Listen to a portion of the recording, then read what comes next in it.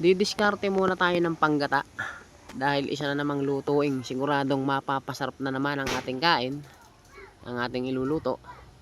Sa una, bumiyak lang muna tayo ng niyog. Yan sa natin, binibiyak natin yung niyog. Sa mga wala nang panahon para maghanap ng niyog at magkayod, meron man tayong nabibili sa tindahan, yung mga pouch na bibiling panggata na mga nasa tindahan. Ako kasi mas gusto ko kasi gamitin yung mga gantong niyog na original. Mas iba kasi ang lasa ng ganre, mas original ang lasa kaysa ron sa mga naka-pouch. Yan, paglasing kayo rin, ayan yung ating iluluto. Meron tayong tatlong katatabang tilapia. Yan. Meron tayong pechay at mga pangregado. Atin lang ginit-git yung ating isda. At pagkatapos ay atin lang ibababad ng ilang minuto sa asin, ating inasinan para may lasa na yung ating pinaka-isda.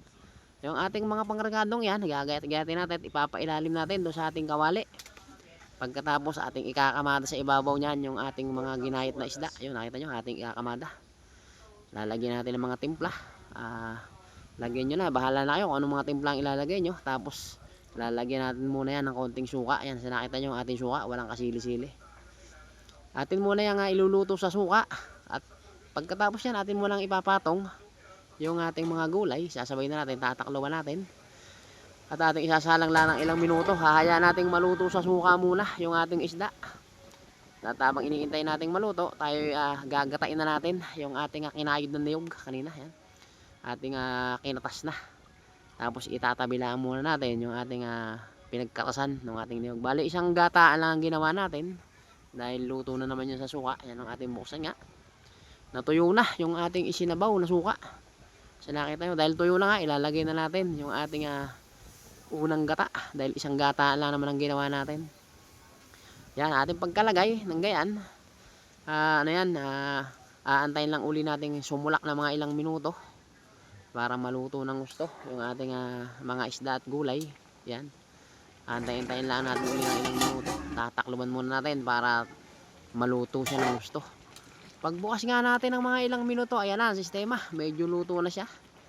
Sa ganyang sitwasyon, ilalagay nyo na dyan yung mga pampalasang ibig nyo. Yan. Lagay nyo na yung pinaka best na pampalasa nyo dyan. Sa pagluluto naman ganitong ginataang tilapia, ay kanya-kanya rin tayo ng version. Kanya-kanya tayo ng style. Irin naman ang version ko ng aking ginataang tilapia. Yan, sa ganyang sitwasyon, ayan ay luto na. Yan. Nakita nyo? Atin lang yung palalamig-lamigin. Paiinin muna natin ng konti. Yan, kita nyo. Oh, sarap ng sabaw. Medyo malapot-lapot ang kanyang sabaw. Luto na rin yung ating mga gulay na inilahok. Atin lang paiinin ng konti and then ating ipaplato. Yan, nakita nyo, atin na iplato.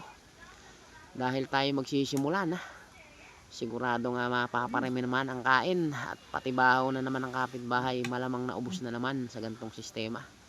Yan, nakita nyo, luto na ang ating version ng ating ginataang tilapia. Yan, nakita nyo, sarap ng sabaw, medyo malapot-lapot talaga, creamy.